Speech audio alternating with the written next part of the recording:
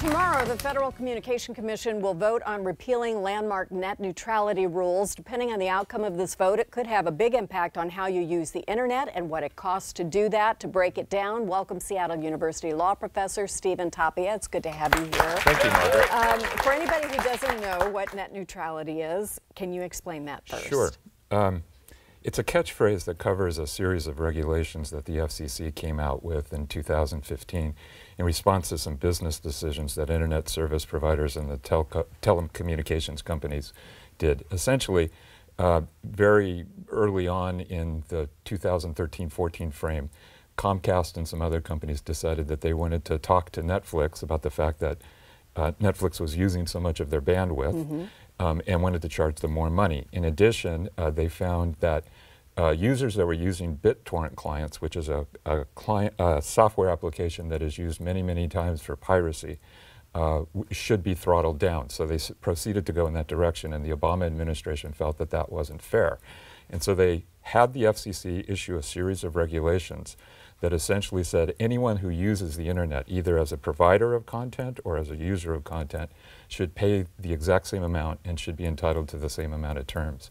And the idea was a level playing field, exactly. Sort of the ethos of the internet when it was created. So if we change, what is the argument for changing these rules?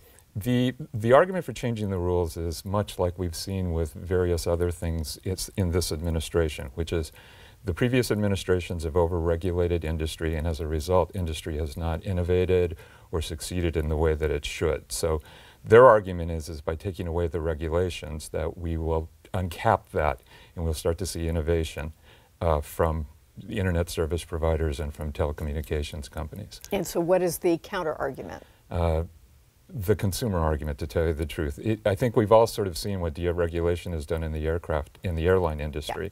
You know, where you're paying for peanuts and pillows and, right. and water. And air and, yes. Yes, pretty much.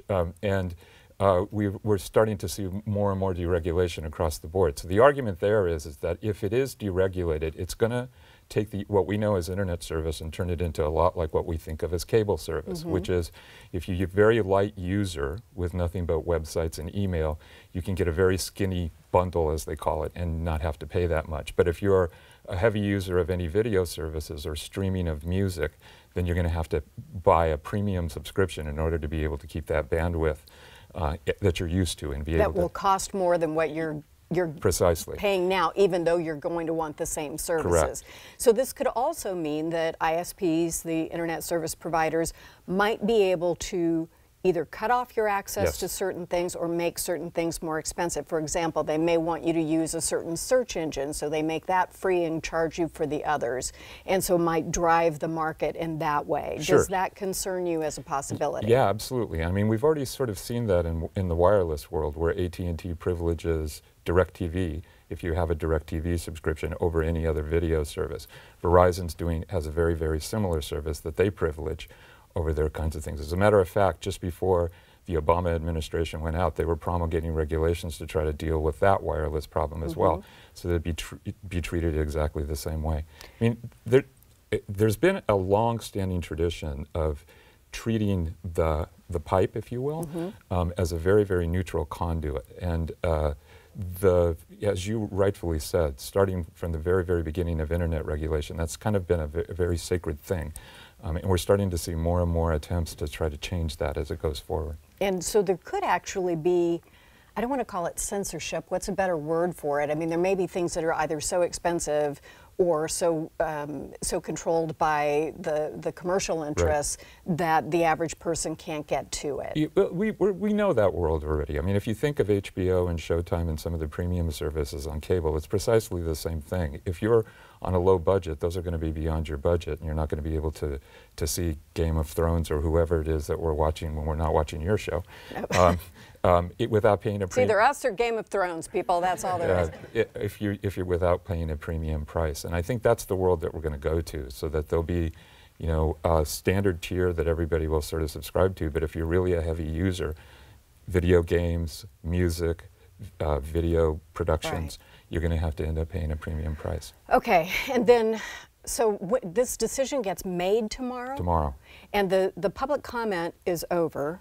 on this, right? I know some people tweeted and emailed and did all that kind of stuff, but it didn't appear like the members of the voter part of the FCC was at all interested in the public comment. Yeah, the press has reported that the public comment is unprecedented. There's been more than 2 million public comments on this proposal alone, and as a result, the websites and such have been overwhelmed. About 2 weeks ago, though, there were some indications from some of the commissioners that they'd already made up their minds and they really weren't interested in any more public comment. So the prediction that everyone's making is that it's going to be a vote right along partisan lines. There are 3 Republican appointees, 2 Democratic appointees, and they only need 3 votes to overturn the regulations. I think the activists on the consumer side are hoping that Congress can actually get their act together enough to overturn what the FCC eventually does. Through legislation. Through legislation. But I think everyone's viewing it very much as a fait accompli, that tomorrow we will see the regulations overturned. But that also means that some future FCC with a different makeup or a different makeup in the legislature could change all this again. Absolutely. So it's not the end of everything. But, you know, nobody loves their cable bill, so I'm guessing nobody's going to love their internet bill under this. Am I wrong? No, you're absolutely right.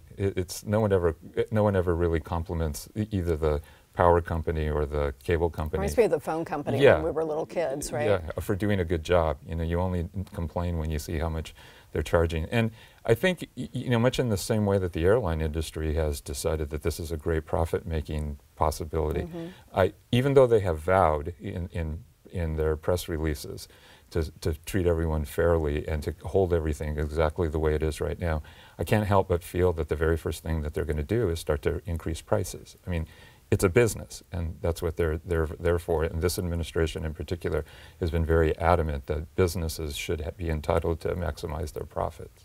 Thank you for the explanation. Absolutely. And that's why we should care about net neutrality, and we'll find out more tomorrow. We'll be right back.